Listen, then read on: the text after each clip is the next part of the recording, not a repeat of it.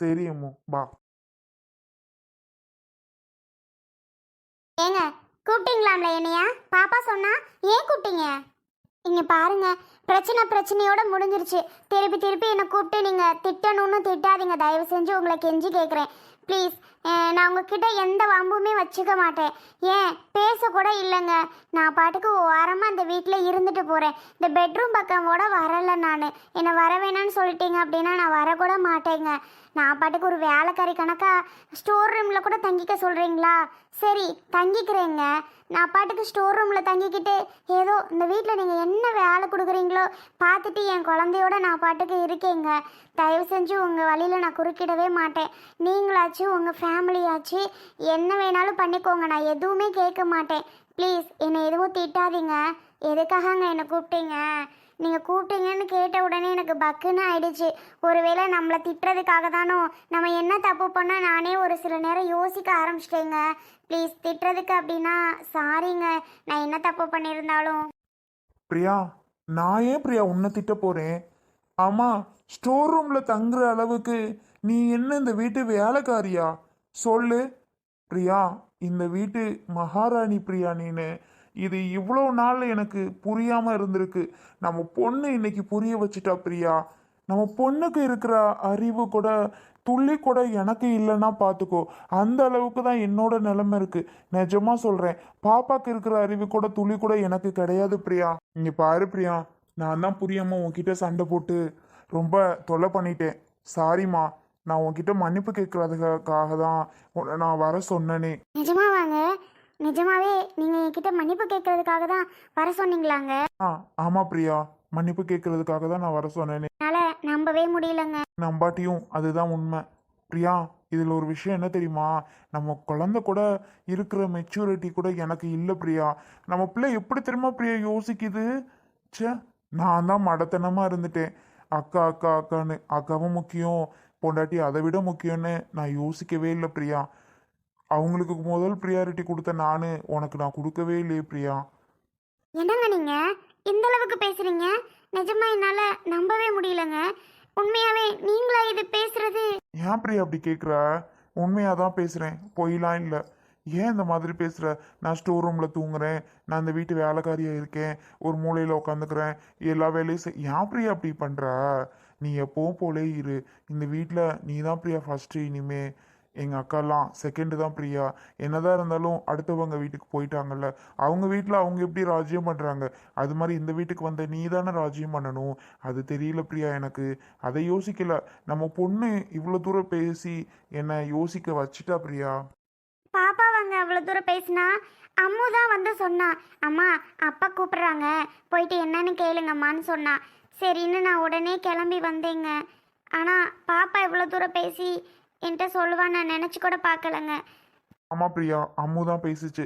அதுக்கப்புறம் தான் அம்மு அம்மாவை கூப்பிடு அப்படின்னு சொன்னேன். சாரி பிரியா, உன் காலில் விழ கூட நான் தயார். ஏங்க ஏங்க ஏங்க அப்படியெல்லாம் பேசுகிறீங்க? நீங்கள் போய் என் காலில் இதெல்லாம் வேண்டாங்க. ஏன் பிரியா, ஏன் விழக்கூடாதா என்ன? அது ஏன் விழக்கூடாது? அதெல்லாம் விழலாம். அதெல்லாம் விழலாங்க, ஆனால் வேண்டாங்க. சரி வாங்க, உங்களுக்கு பிடிச்ச வெண்பொங்கலும் தேங்காய் சட்னியும் வச்சுருக்கேன், கூட சாம்பாரும் வச்சுருக்கேன். உங்களுக்கு பிடிக்கும் தாங்க செஞ்சுருக்கேன். ரொம்ப நாள் ஆச்சு உங்களுக்காக சமைச்சு, அதனால. பிரியா, நீ இந்த வீட்டை விட்டு போனதுக்கப்புறம் நான் வெண்பொங்கலே மறந்துட்டேன் பாரேன். என்னோட ஃபேவரட் ஃபுட் எனக்கே மறந்து போச்சு. நீ ஞாபகம் வச்சிருக்கியா? ஆனாலும் உன்னோட சமையலை கொஞ்சம் மிஸ் பண்ணேன் பிரியா. ஏங்க, நான் இப்போ டோட்டலாக மாறிட்டேங்க. சத்தியமாக சொல்கிறேன். இந்த பணம் காசு நகையெல்லாம் எல்லாமே வேஸ்ட்டுங்க. பாசம் தாங்க முக்கியம். எனக்கு இந்த பணம் காசெல்லாம் சத்தியமாக இனி வேண்டவே வேண்டாங்க. ஏன் பிரியா அப்படி சொல்ற? அதுவும் நம்ம வாழ்க்கைக்கு தேவைதான் ஒரு பக்கம். தேவைதான், இல்லைன்னு சொல்லலை. ஆனால் அதுவே நமக்கு வாழ்க்கை இல்லைல்ல. அதை விட நமக்கு சொந்த பந்தமும் முக்கியம் தானே. அன்னைக்கு கூட சண்டை போட்டு தப்பு தான். நான் அவங்கள்ட்ட எடுத்து சொல்கிற மாதிரி புரிஞ்சு முடிகிற மாதிரி எடுத்து சொல்லியிருக்கணும். ஏன்னா அவங்க அந்த சர்க்கிள்லே வாழ்ந்துட்டாங்க. அவங்களுக்கு இப்படி நான் நடந்து பழகிடுச்சு. அதனால் நம்ம எடுத்து கேள்வி கேட்டோன்னு அவங்களுக்கு கஷ்டமாயிடுச்சு. அவங்களுக்கு புரிய வச்சுருந்தோம் அப்படின்னா அதான் தப்பு பண்ணிவிட்டு நான் பாட்டுக்கு சண்டை போட்டு கிளம்பிட்டேன். திடீர்னு இப்படிலாம் பண்ணுறாங்களே வைக்கிறாங்களேன்னு ஒரு கோபமாயிடுச்சு. அதனால தாங்க இனி அன்னைக்கு கூட சண்டை போட மாட்டேன் நான். சரி பிரியா, நீ வெண்பொங்கல்லேன்னு எனக்கு வயிறு கப்ப கப்பன்னு பசிக்க ஆரம்பிச்சிருச்சு. வா போய் சாப்பிடலாம் நம்ம. பாப்பா எங்க? அம்மா எங்கே போயிட்டா? விளையாடுறாளா? அவளுக்கு சாப்பாடு கொடுத்துட்டியா? இல்லைங்க, அவளுக்கும் சாப்பாடு கொடுக்கறதுக்காக தான் நான் அவளை கூப்பிட்டேன். அவ இல்லைம்மா, அப்பாவை கூப்பிட்டு நீங்கள் அப்புறம் பேசிட்டு வாங்க அப்படின்ட்டாங்க. எவ்வளோ விவரமாக இருக்கா பாருங்களேன். சரி சரி வாங்க, டைம் ஆயிடுச்சு. ஆ, ரொம்ப நன்றி பிரியா.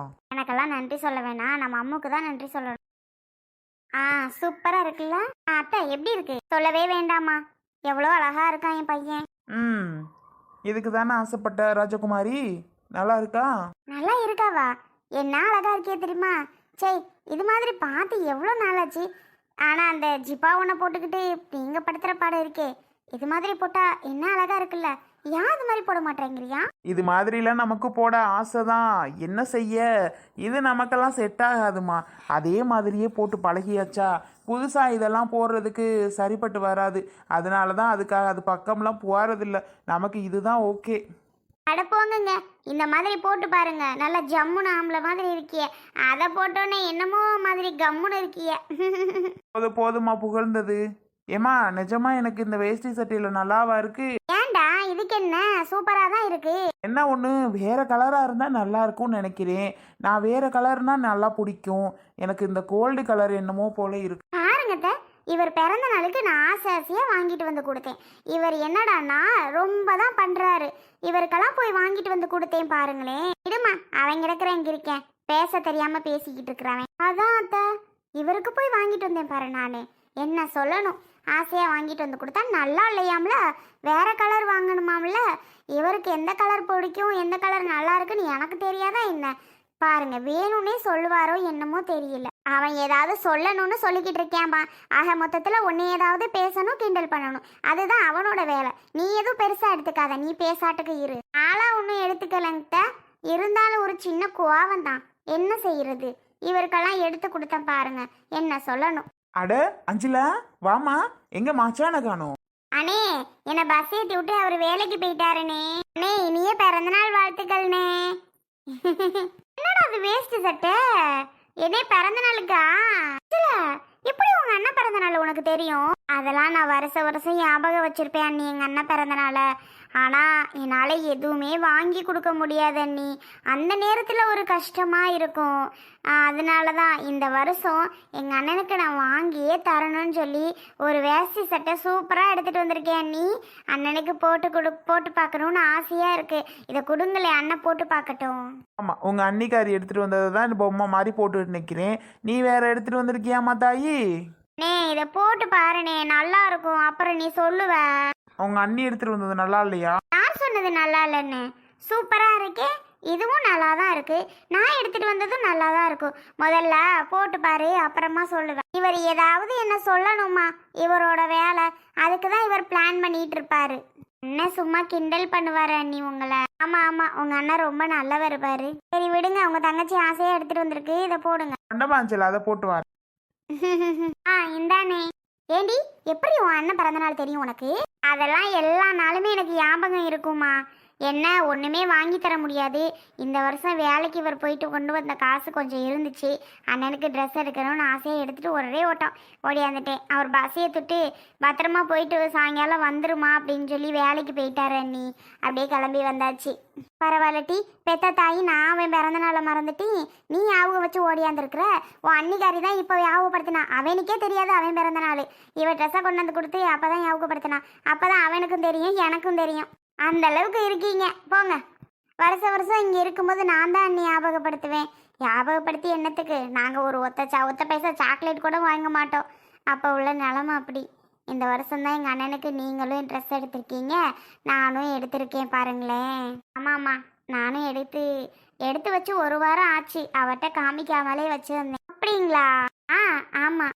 ம், சரிங்க அண்ணி. அஞ்சலா உட்காரு. அண்ணி அங்க பாருங்க, அண்ணன் வந்துருச்சு. அண்ணே, பிடிச்சிருக்கா? உங்க அன்னிக்காரி எடுத்துட்டு வந்தது எனக்கு கொஞ்சம் கூட பிடிக்கல அஞ்சலா. நீ எடுத்துட்டு வந்த பாரு கலரு என்ன அழகா இருக்கு தெரியுமா? எனக்கு அந்த தங்க கலர் ட்ரெஸ் பிடிக்கவே இல்லை. ஏமா, இது சூப்பரா இருக்குல்ல? அஞ்சலை பத்தியா எனக்கு பார்த்து எடுத்துட்டு வந்திருக்கு. அதான் என் தங்கச்சி தான். நிஜமாவே உங்களுக்கு பிடிக்கலையாங்க? ஆமா, அப்பவே தான் சொன்னேன்ல, இது என்ன கலரு, இந்த கலர் எனக்கு பிடிக்கவே இல்லைன்னு சொன்னேன்ல. திரும்பி கேட்குற, நிஜமாதான் பிடிக்கல. உண்மையதான் சொல்றீங்களா? நிஜமாவே உங்களுக்கு பிடிக்கலையா? அட ஆமா அமுதா.